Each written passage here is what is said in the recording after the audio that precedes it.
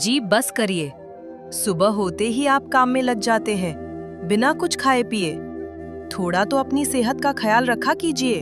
हाँ, सुशीला, काम तो करना ही पड़ेगा और अगर नहीं करूंगा तो घर का खर्चा कैसे चलेगा। तुम्हें पता ही है कि कल रमन ने मुझसे खिलौने के लिए जिद की थी और मैं उसके लिए कुछ भी नहीं ला पाया। अब तुम ही सोचो कि अगर मैं काम नहीं करूंगा तो कैसे होगा सब कुछ। इतना कहने के बाद भोला फिर से अपने काम में जुट जाता है और सुशीला घर में चली जाती है।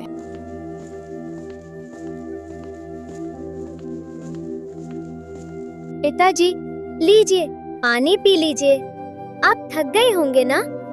अरे वाह बेटा, तू मेरे लिए पानी लेकर आया है। सच में मैं कितना भाग्यशाली हूँ। ला बेटा, मैं इसे पी लेता हूँ। ये पानी नहीं, अमृत है मेरे लिए। पिताजी, मैंने आपसे कल हाथी मांगा था। मेरे सारे दोस्तों के पास अच्छे अच्छे खिलौने हैं, केवल मुझे छोड़कर।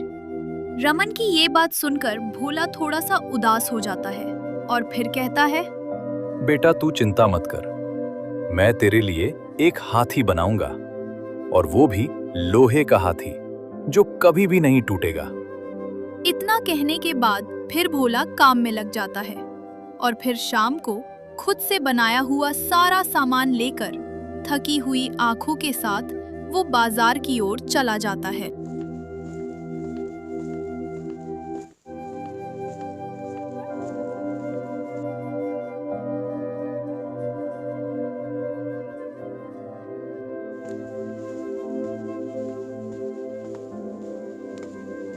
अरे वाह, क्या बात है! इस फावड़े की धार तो बहुत ही तेज है। हाँ तो भोला, ये बताओ कि कितने का दिया तुमने ये फावड़ा? इसका दाम 70 रुपए है, लेकिन मैं तुम्हें ये 60 रुपए में दे दूंगा। अरे क्या ये सोने या फिर चांदी से बनाया है? लोहे का ही तो है, सही सही दाम लगाओ। नहीं भाई, मैं इससे कम में नहीं दे सकता हूँ। बहुत ही मेहनत और लगन से बनाया है मैंने इस फावड़े को। हाँ ठीक है, ना मेरा और ना ही तुम्हारा। चलो अब इसे मुझे 50 रुपए में दे दो। नहीं भाई, मैं इससे कम में नहीं दे सकता हूँ। अगर मैंने तुम्हें कम पैसों में दिया तो मेरा नुकसान होगा। काफी देर तक बहस करने के बाद फिर भोला फावड़े को 55 रुपए में दे देता है और फिर उसके बाद वो ग्राहक वहां से चला जाता है। तभी बाजार में एक आदमी अपनी मोटरसाइकिल पर सवार होकर आता है और सीधा भोला की दुकान पर रुकता है। अरे ओ भोला, तूने जो मेरे पिताजी से पैसे लिए थे उन्हें कब वापस कर रहा है? छोटे मालिक, रहम कीजिए।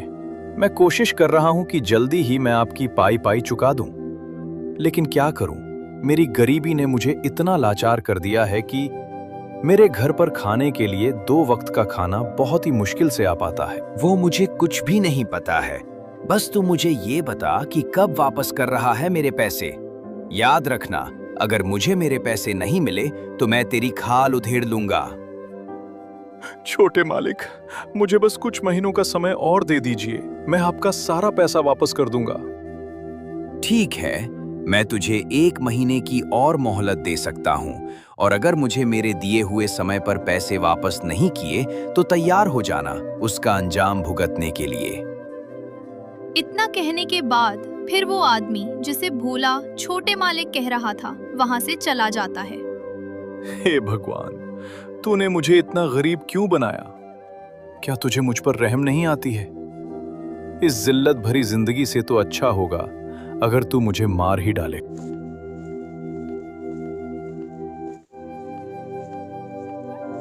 क्या हुआ जी? आप इतनी चिंता में किस लिए हो? सुशीला, मैं तंग आ गया हूं अपनी जिंदगी से। मुझे अब ज्यादा जीने की इच्छा नहीं है, लेकिन क्या करूं, तुम्हारा और रमन का ख्याल ना होता तो मैं अब तक मर ही गया होता। जी, आप ऐसी बहकी बहकी बातें क्यों कर रहे हैं? क्या हो गया है आपको? सुशीला, मैं अगर ऐसी बातें ना करूं तो क्या करूं? तुम तो देख ही रही हो कि मैं कितनी मेहनत करता हूं, लेकिन फिर भी कोई भी मेरी दुकान पर आता ही नहीं है। और अगर मान लो कुछ पैसे कमा भी लूं तो एक वो छोटे मालिक दुकान पर आकर और डरा धमकाकर मुझसे सारे पैसे लेकर चले जाते हैं। आप चिंता ना करो जी, भगवान सब देख रहे हैं। देखिएगा, एक दिन आपके पास दुनिया की सारी खुशियां होंगी, बस थोड़ा समय लग रहा है। इतना कहने के बाद फिर सुशीला और भोला दोनों आराम करने के लिए लेट जाते हैं। लेकिन भोला उस पूरी रात सो नहीं पाया। उसे पूरी रात बस एक ही डर सता रहा था कि कैसे वो जमींदार के बेटे का पैसा वापस लौटा पाएगा। रमन बेटा, क्या हो गया तुझे? तू इतना कांप क्यों रहा है?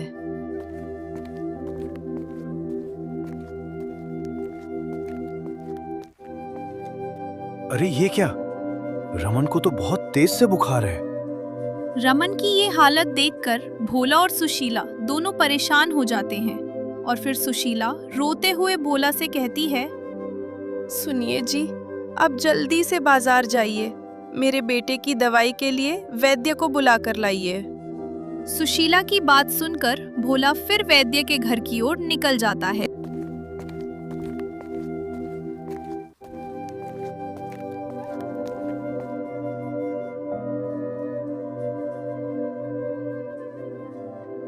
भोला बुखार बहुत ही तेज हो गया है और रमन के दिमाग पर चढ़ गया है। मेरे पास इसकी दवाई नहीं है, तुम्हें बाजार जाना पड़ेगा दवाई लाने के लिए। और हाँ, दवाई की कीमत पूरे 500 रुपए है। दवाई के दाम सुनकर भोला के तो जैसे ठंडे पसीने छूटने लगे। उसे ऐसा लगा जैसे कि उसके सीने पर सांप लौट गया हो। ए जी, कुछ कीजिए, कहीं से लेकर आइए, लेकिन मेरे बेटे की दवाई का इंतजाम कीजिए। जाइए आप छोटे मालिक के पास जाइए, उनसे विनती कीजिए और पैसे लेकर आइए। सुशीला की दर्द से भरी आवाज सुनकर भोला भारी मन से जमींदार के घर की ओर चल देता है।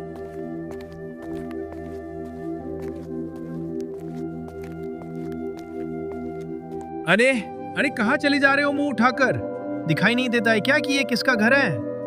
भाई मुझे जाने दो, मुझे छोटे मालिक से मिलना है, मैं बहुत ही परेशान हूँ। हाँ हाँ ठीक है, जाओ।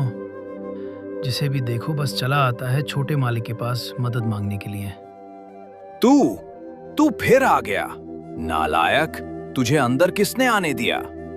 छोटे मालिक, ऐसा न कहिए, मैं बहुत परेशान हूँ, मुझे पैसों की बहुत जरूरत है।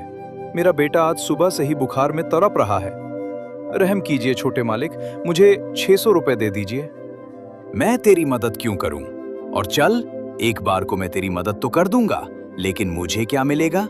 तेरे पास है ही क्या जो तू मुझे दे सकता है? मालिक, मेरी मदद कर दीजिए, मैं आपका ये एहसान कभी भी नहीं भूलूंगा। एहसान की बात तो तुम ना ही करो, मैं तुम्हें एक ही शर्त पर पैसे दूंगा। अगर तुम्हें मेरी शर्त मंजूर होगी तो ही मैं तुम्हारी मदद करूंगा, नहीं तो दफा हो जाना यहाँ से। छोटे मालिक की इन बातों को सुनकर भोला सोच में पड़ गया, लेकिन बात उसके बेटे की थी। अपने मन में संकोच करते हुए भोला छोटे मालिक से बोला, ठीक है मालिक, आप मुझे अपनी शर्त बताइए, अगर मैं उस शर्त को पूरा कर पाऊंगा तो मैं उसे जरूर करूंगा। ठीक है, तो सुन, मैं तुझे पैसे एक ही शर्त पर दूंगा कि तुझे और तेरी बीबी को जीवन भर मेरे यहाँ काम करना होगा, और जब तेरा बेटा ठीक हो जाएगा तो उसे भी काम पर लाना। तुम दोनों को देखकर वो भी काम सीखेगा।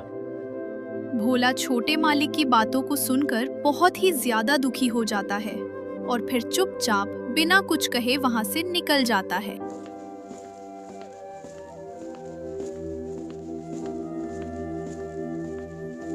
हे परमात्मा, ये तू हमारी कैसी परीक्षा ले रहा है? इससे तो अच्छा होगा अगर तू मेरी जान ले ले, कम से कम ये दिन तो देखना नहीं पड़ता। भगवान तू मेरी जान ले ले, लेकिन मेरे बेटे को ठीक कर दे। भोला पेड़ के नीचे बैठे बैठे रोए ही जा रहा था और तभी उसे एक अनजान लेकिन मधुर आवाज सुनाई दी। भोला, तुम चिंता मत करो, सब कुछ ठीक हो जाएगा, तुम्हें अपने प्राण त्यागने की कोई जरूरत नहीं है। और फिर तभी आसमान में बहुत तेज से बिजली चमकती है और उसके सामने एक बड़ा सा तोता प्रकट हो जाता है। भोला ये सब देखकर डर जाता है। भोला, तुम डरो नहीं, मैं तुम्हारी मदद करने के लिए आया हूँ। इतना कहने के बाद वो तोता अपने पंख फड़फड़ाता है और फिर भोला के सामने एक हथौड़ा आ जाता है। मुझे हथौड़ा नहीं, मुझे पैसों की जरूरत है। मैं इस हथौड़े का क्या करूंगा? आप मुझे बस मेरे लिए कुछ पैसे लाकर दे दीजिए। भोला, तुम चिंता मत करो, इस हथौड़े को ले जाओ। ये एक जादुई हथौड़ा है। ये तुम्हारी ईमानदारी और भगवान के प्रति समर्पण की भावना का फल है। इस हथौड़े से तुम जो भी कुछ बनाओगे वो सबसे सुंदर और अच्छी होगी। इतना कहने के बाद फिर वो तोता वहां से गायब हो जाता है और फिर भोला अपनी आंखों में आंसू लिए भरी मन से वो अपने घर वापस आ जाता है।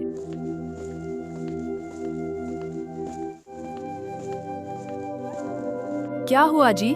क्या आप रमन के लिए दवाई लेकर आ गए क्या? छोटे मालिक ने तुम्हारी मदद की? नहीं सुशीला, छोटे मालिक ने मेरी कोई मदद नहीं की।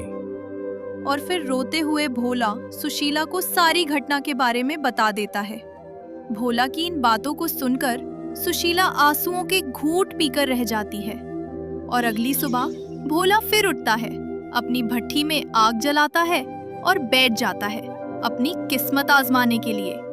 भोला एक लोहे का छोटा सा टुकड़ा गरम करता है और जैसे ही उस पर हथौड़े पर वार करता है वैसे ही वो एक छोटे से सुंदर कटोरे में बदल जाता है।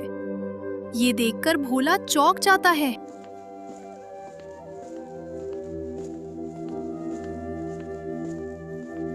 सुशीला देखो तो, इस हथौड़े ने एक ही वार में कितना सुंदर और चमकदार कटोरा बनाया है। अरे, ये तो सोने का बना है। इसकी तो हमें बहुत ही अच्छी कीमत मिल जाएगी।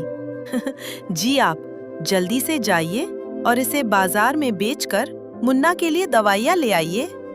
फिर भोला जल्दी से जाकर उस कटोरे को बाजार में बेचकर रमन के लिए दवाई की आता है। समय बीतता गया और धीरे धीरे भोला ने अपने उस जादुई हथौड़े की मदद से काफी सारा पैसा कमा लिया था और अब वो बहुत ही बड़ा आदमी बन गया था। लेकिन वो अपनी मिट्टी को कभी भी नहीं भूला था। धीरे धीरे ये बात गांव के जमींदार के बेटे तक भी पहुंच गई। अच्छा, तो भोला के पास एक जादुई हथौड़ा है। आजकल जिधर भी जाता हूँ भोला के ही चर्चे हैं। इतना कहने के बाद वो भोला के घर की ओर चला जाता है।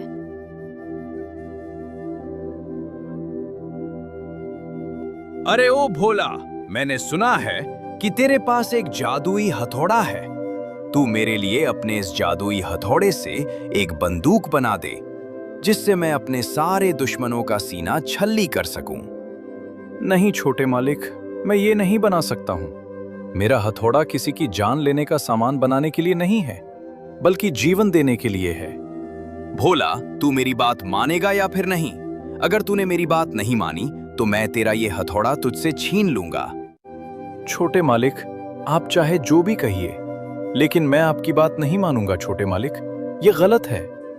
तो ठीक है, मैं तुझसे तेरा ये जादुई हथौड़ा छीन लेता हूँ। इतना कहकर जैसे ही उसने हथौड़े को उठाना चाहा, उसे एक जोरदार झटका लगा और वो जमीन पर गिर जाता है। मैंने कहा था मालिक कि मेरा ये हथौड़ा जीवन लेने के लिए नहीं, जीवन देने के लिए है। भोला की बातों को सुनकर फिर वो घमंडी आदमी वहां से चला जाता है। अब भोला की गरीबी भी दूर हो गई थी, लेकिन भोला फिर भी अपने काम को ही सब कुछ ही समझता था। अब भोला और उसका परिवार बहुत ही खुश रहने लगा था।